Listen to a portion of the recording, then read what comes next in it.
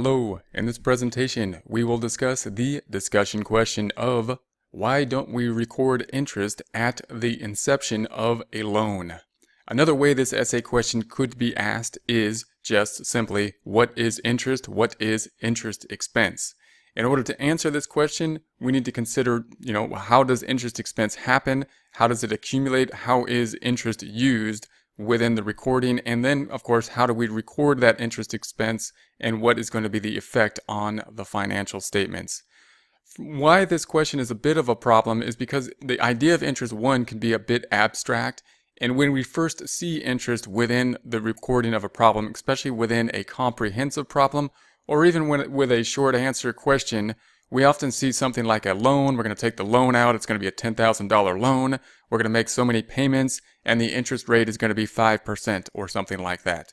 And when we record the payment, then it's very easy for us to start getting confused on the recording of the loan and think that we have to do something with that 5% interest at the point in time that we are recording the loan, instead of just doing what the actual transaction is when we first record the loan, which would just be a debit to the cash if we got cash for the loan, if we got a $10,000 loan for cash, and then a credit to the loan payable, increasing the cash we got, increasing the liability, and increasing the payable, meaning we are increasing the amount we owe.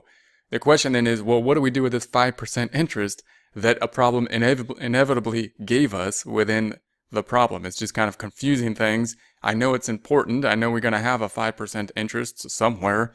Why isn't it something I need to deal with at the point in time that I do the question? And if I don't need to deal with it, why did the question give us that information? Going to be a couple answers to that. One is that, of course, in real life, if we had a loan agreement, and in real life with many different things, it's often the case that we have more information than we need. In book problems, especially with multiple choice questions, the reverse is often the case, meaning a book problem often tests our knowledge by limiting the amount of information they give us in order to achieve a certain goal or objective.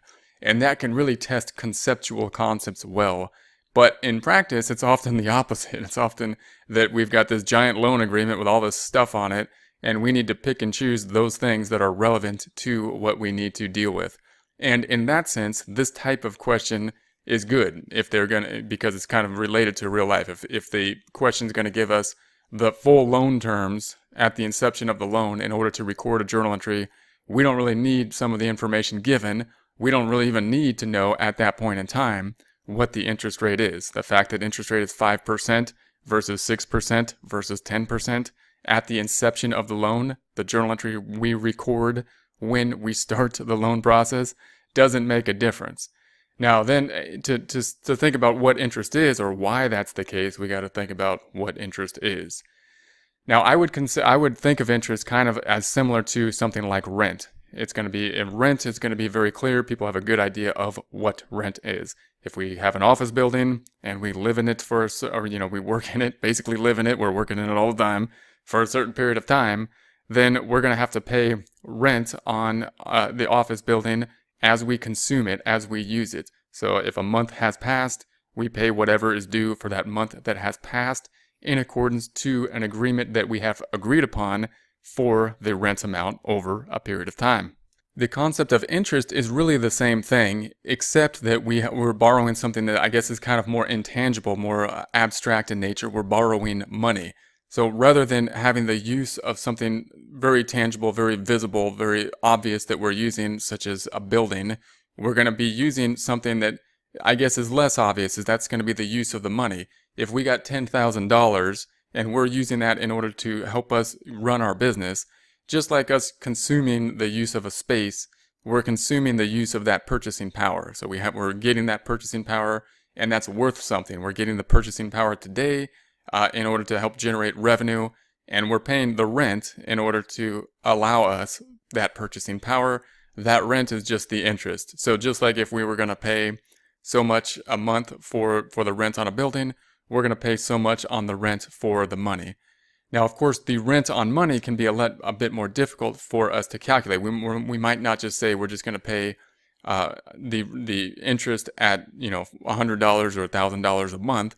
We're going to base it somehow on the principal, And those terms of rent could be confusing, meaning we might pay some of the principal and interest back. For if most of us think of like a mortgage or a car payment, in which case we pay some of the interest and some of the principal at a monthly time period.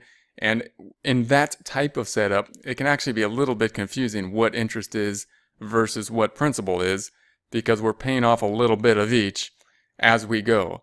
The purest sense, or the most easy comparison to, say, a rental property would be that I'm going to borrow the $10,000. We're going to pay back the $10,000 at the end of, say, 5 years. And within that time period, we're going to pay the rent monthly or pay the interest monthly, meaning we're going to pay 5% monthly and not pay any of the principal back. We're going to return the entire principal, just like we would return the office building at the end of the time period, at the end of 5 years. In that case, it would be a very straightforward comparison, and we can say, okay, we're just paying for the use of that $10,000. So the complexity of different loan agreements, which could have a good purpose, and they're not complex just to confuse people, but there's a good reasons why we might want to pay off some of the principal at the same time. But the idea of paying off the principal and the vast ways that we can structure a loan agreement and the way the interest is going to be paid back and how the principal is going to be paid back really can kind of muddy the waters. It can kind of confuse us in terms of what actually interest is. So when considering what interest is, it's going to be basically the rent on the money. When we record the interest, then we're just going to record the interest over time. Why then doesn't it happen at the point in time that we take out the loan? Why at the inception of the loan don't we have to deal with interest? Well, it's going to be the same thing as the inception of a lease agreement. When we go and say we're gonna pay you $1,000 a month for the next 5 years in order to use the office building, we don't typically write the check for that month in the first day unless we prepay for the office building or we're putting down a deposit. Why? Because we haven't used it yet. We can't record the expense under the matching principle or the expense recognition principle, saying that we don't recognize an expense until it has been incurred in order to help us generate revenue. So in this case, in the case of just making an agreement, if we just signed a lease with somebody, we haven't yet incurred an expense because we haven't consumed anything. We haven't used the office building, used the space in order to achieve the goal of revenue generation. When we first take out a loan, the same case. If we got $10,000 today, then I don't have any interest, even though I know the interest rate. The interest rate is 5%. Haven't used it though. So even though I'm going to pay 5%, just like I know I'm going to pay $1,000 on the property, I haven't yet consumed that 5% because time has not passed. So it's going to take time to pass in order for that interest to accumulate over time. And as it does, as we consume the use of that $10,000, that purchasing power over time in order to help us generate revenue in accordance with the matching principle, that's when the interest will take place. So when we take out the loan, the transaction doesn't matter what the interest rate is, whether it's 5%, 10%, 100%, hopefully not 20%. It's going to be, we're going to record the loan as just a debit to cash and a credit to the loan balance that we got, the loan payable. Then over time, we're going to have to record that interest as it is incurred in accordance with whatever policy we have. It might be that we just pay the interest only on the loan. It might be that we pay some of the interest and some of the principal, but the interest portion of it, the interest portion of any payment, just represents the use, the consumption of that money at the agreed upon price, that agreed upon price being reflected in terms of a rate, some type of interest rate that we will have to calculate. So if asked the question, why don't we record interest at the inception of the loan, or just the simple question is, what is interest?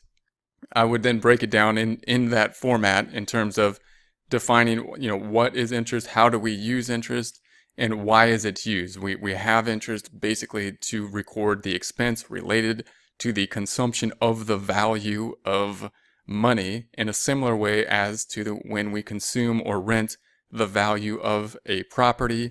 We don't record it at the inception of the loan because we have not yet consumed the value of the money that we have received, just as we have not consumed the value of a rental property at the signing of the lease.